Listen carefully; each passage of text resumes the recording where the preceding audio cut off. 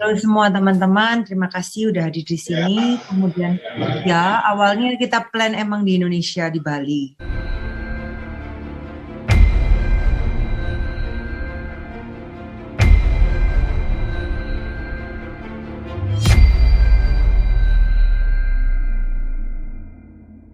Ya, cuman tahun lalu itu cancel karena COVID. Jadi kita ya COVID parah sih tahun lalu dan lockdown dan lain-lain. Jadi kita ya udah nikahnya kapan aja lah tahun depan. Nah, keadaan di Jerman itu udah membaik emang awal tahun, cuman belum bisa menikah. Baru bisa menikah pas dari bulan Juni udah boleh menikah, cuman masih buka tutup jumlah guestnya berapa orang seperti itu. Ya agak deg-degan ya. Pertama kepengen kemarin juga ke Itali. Jadi wah kepengen sih kalau ada ke danau yang ada di Itali. Cuman masalahnya peraturannya tiap minggu berubah tentang corona tergantung jumlah corona. Jadi kita main aman aja kalau gitu. Cuman view-nya tetap lake, tetap danau, tetap danau view dengan tapi beberapa yang menariknya adalah guest-nya internasional, kemudian dan beberapa orang leadernya juga internasional. Jadi hampir semua UK EU. Jadi nggak cuma dari Jerman, tamu-tamunya juga nggak semua dari Jerman. Rata-rata emang dari EU, yang paling jauh dari Singapura. Singapura bisa masuk. Dari Indonesia sayangnya belum bisa masuk semua karena vaksinnya belum diakui yang di Eropa gitu. Itu aja sih pengantarnya. Oke, lalu untuk desainnya baju pernikahannya sendiri seperti apa? Desain pernikahannya dari Juni, jadi gini, pas Juni itu dilamar di Yunani di Mykonos. Kemudian sejak dari Juni itu kita ya plan langsung desain dan cari-cari desainer yang bagus untuk mendesain wedding yang sesuai saya mau gitu, yang kalem, romantis, cantik. Saya nemu bertemu satu desainer yang saya pilih juga, namanya Melinda, itu dari UK, dari Inggris, London kalau nggak salah, benar London.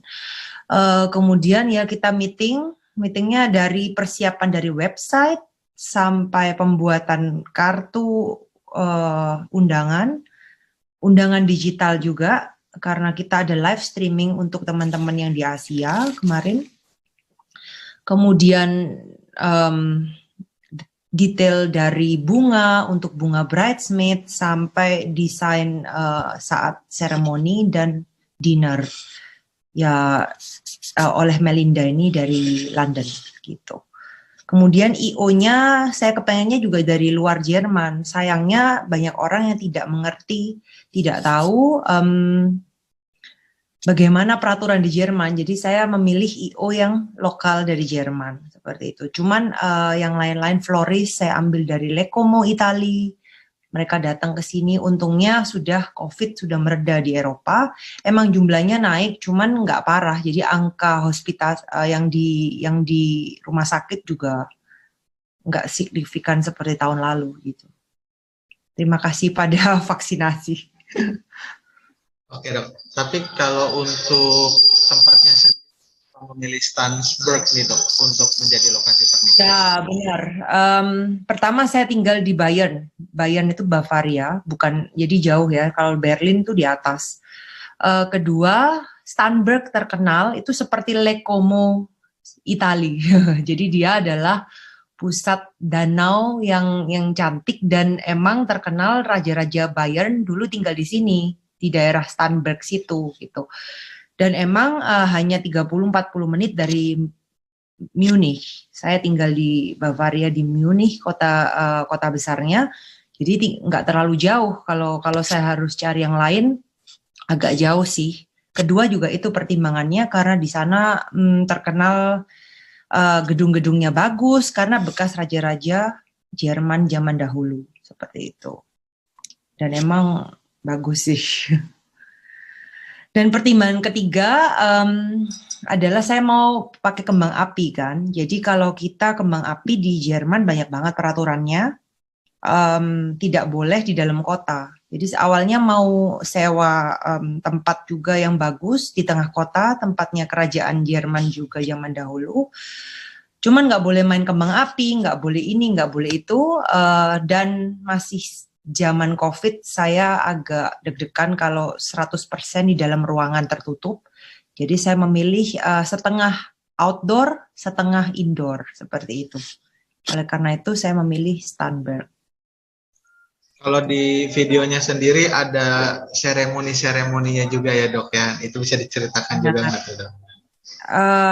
Ya, di videonya ada seremoni-seremoni. Jadi intinya dibagi dua, weddingnya seremoni sama dinner. Ya, seremoni itu saya adakan di outdoor bersama ya keluarga. Semua sih undangannya kalau di Indonesia kan kita bagi dua, yang itu untuk keluarga aja, yang dinner sama semua orang. Nah, kemarin kita karena di sini kan jumlahnya dibatasi. Pertama mahal, kedua juga karena corona. Jadi dibatasi maksimal 100 orang. Jadi kita pikir kita undang semuanya ke seremoni. Kita undang semuanya ke seremoni. Ya, desainnya bagus sih saya pikir. Belakangnya kita udah danau, kemudian bunga-bunganya seperti yang saya inginkan, cantik. Dan kebetulan saya bisa menggunakan desainer yang saya mau untuk bajunya, yaitu dari Elisa Up, Prancis, seperti itu. Ya, sayang banget nggak bisa lakuin di Indonesia, di Bali. Ya, cuman mungkin nanti anniversary dan lain-lain di Bali, seperti itu. Berapa jumlah tamu yang hadir dan terkait tadi ada yang tidak pro-vaksin tadi, seperti apa sih dok? Apakah dibikin ring kayak gitu, jadi hanya boleh sampai di tempat sini, tidak boleh masuk ke dalam, atau ada hal-hal yang kayak gimana nih dok? Undangan sebetulnya 100, cuman yang divaksin itu 80 orangan gitu ya. Kemudian yang 20 lainnya ada yang tidak datang, jadi mereka live streaming karena pertama mereka takut. Kedua, ada beberapa, cuman ada 2 orang yang belum divaksin, tapi dia harus tes PCR, bukan tes antigen ya, tes PCR tes yang tidak boleh lama lebih dari 24 jam. Jadi dia ketika masuk, ketika dia udah PCR tes, ya ketika dia bisa menunjukkan dia negatif, boleh masuk tanpa batasan. Seperti teman-teman yang vaksin yang lainnya. Pastinya tapi teman-teman yang 2 orang ini yang belum divaksin, was-was sih. Jadi mereka kayak merasa oke, habis makan buru-buru cabut karena takut. Jadi untuk yang udah divaksin sih mereka stay sampai jam 2 pagi gitu. Karena ada musik, ada minum, boleh minum jus, makan snack, dan lain-lain sampai jam 2 pagi. Seperti itu.